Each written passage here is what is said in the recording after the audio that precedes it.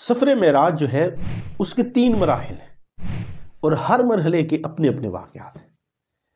اب اگر ان 3 مراحل کو دیکھا جائے، اب جو شخص سفر معراج کا انکار کرتا ہے تو وہ ان 3 مراحل کا انکار کرتا ہے۔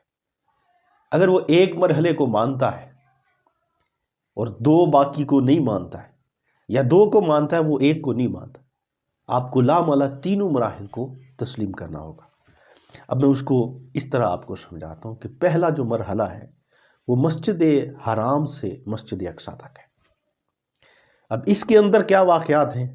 نبی پاک صلی اللہ علیہ وآلہ وسلم کا براق پر سوار ہونا، جو نظر سے بھی تیز رفتار ہے، جہاں اس کی نظر پڑتی ہے وہاں اس کا قدم ہے، وہ مسجد حرام سے مسجد اقصی تک، یہ پہلا مرحلہ ہے۔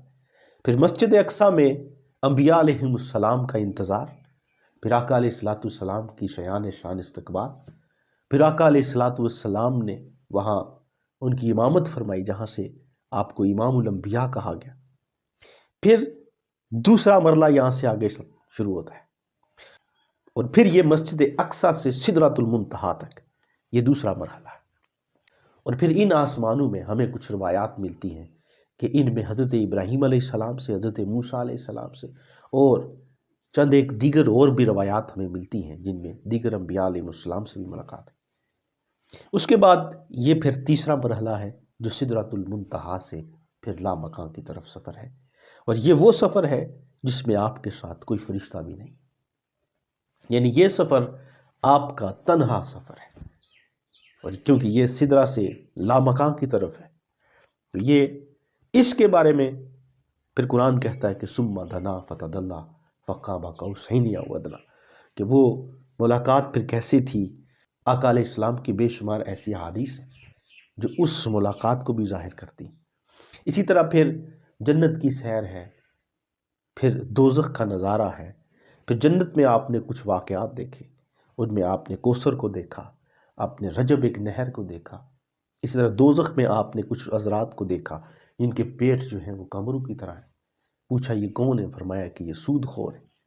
بعضوں کی ہونٹوں کو کینچیوں سے، آگ کی کینچیوں سے کاٹا جا رہا ہے۔ پوچھا یہ کیا ہے؟ فرمایا کہ یہ چغل خور ہے، جھوٹ بولنے والا۔ اس طرح آپ کا یہ جو سفر ہے اس کے 3 مراحل میں یہ سفر طے پایا، اور وہاں سے ہمارے لیے جو تحفہ آیا وہ 5 نمازوں کا تحفہ آیا۔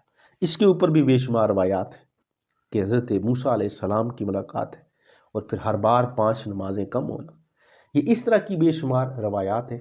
تو ہمیں اگر ہم اس بات کو سمجھ جاتے ہیں، معراج کے ان 3 مراحلوں کو دیکھنا ہوگا، ان 3 پہلوؤں کو سمجھنا ہوگا، اور ہر پہلو میں جو روایات، جو احادیث مفسرین نے اور محدثین نے لکھی وہ ہمیں پڑھنی ہوگی، ہمیں خود بھی پڑھنی ہوگی، اپنے بچوں کو بھی پڑھانی ہوگی۔ ہمارے نبی کی شان و عظمت کیا تھی؟ کچھ بشر ہونے کے ناطے تجھے خود سا جانے، پیر نصیر الدین شاہ صاحب لکھتے ہیں کہ کچھ بشر ہونے کے ناطے تجھے خود سا جانے، کچھ محض پیامی ہی خدا کا جانے، ان کی اوقات ہی کیا کہ یہ اتنا جانے، فرش والے تیری شوکت کا علو کیا جانے، خسروا عرش پہ اڑتا ہے پھریرا تیرا۔